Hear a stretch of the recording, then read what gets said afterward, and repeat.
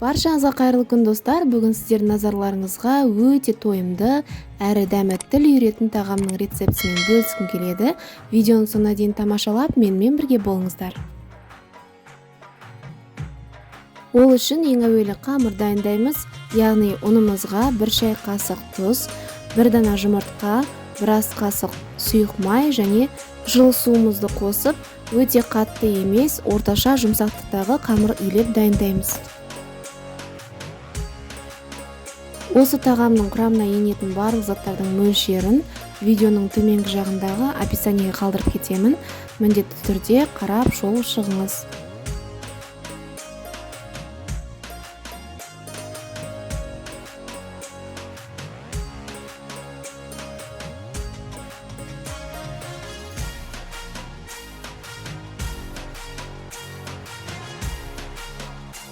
Қамырды дайындап болғаннан кейін оны тындыруға 15 минутқа қойып қоямыз, және де біз келесі кезекте салманы дайындауға көшеміз.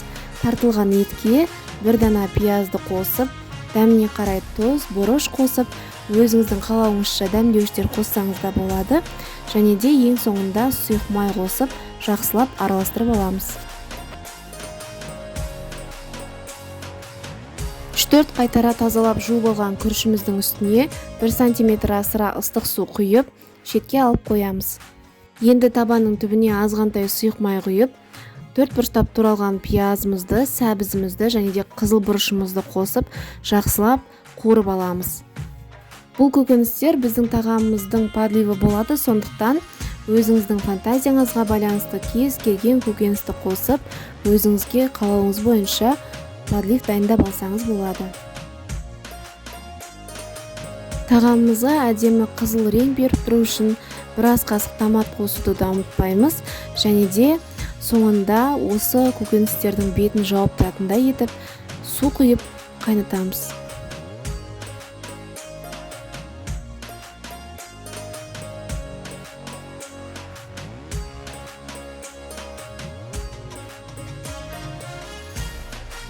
Осы уақыт аралығында тынып тұрған қамырымызды жұқалап жаюға кірісеміз.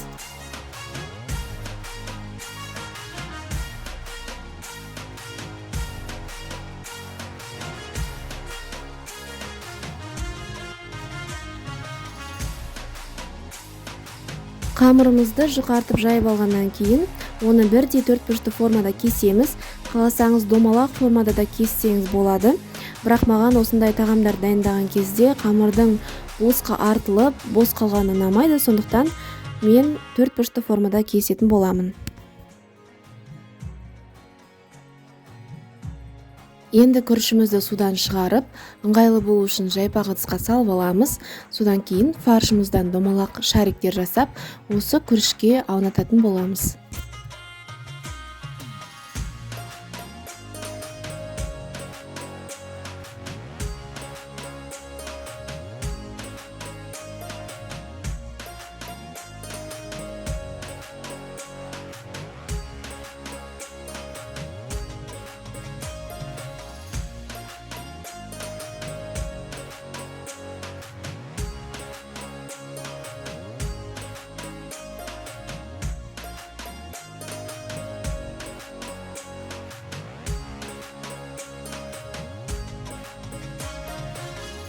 Фаршымызды осылай дайындап алғаннан кейін, күрішке аунатылған күйінде қамырдың ішіне салып, қамырды айналдыра отырып домалақтап түйеміз.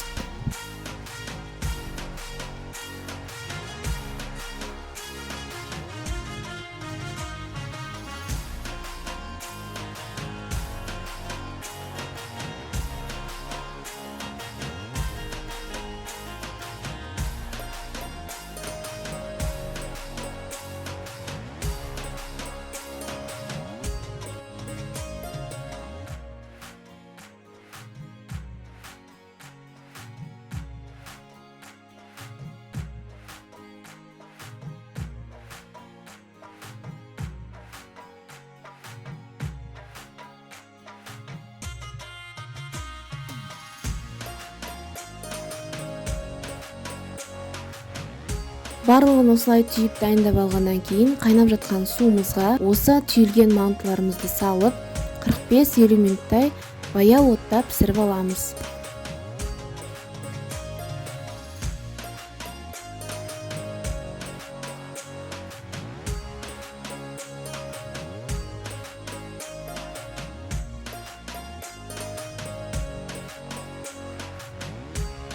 Міне достар, біздің осымен кешкі асымыз дайын. Дастарханға ұсынған кезде де дәл осылай ортасына подлифтан салып, бетіне аскөк сепсеңіз өте әдемі көрік береді, сонымен қатар өте дәмді әрі тойымды тағам болып саналады. Баршаңызға ас болсын, міндетті түрде дайындап көріңіздер. Видео ұнап жатса, каналға тіркеліп лайк басуды ұмытпаңыз.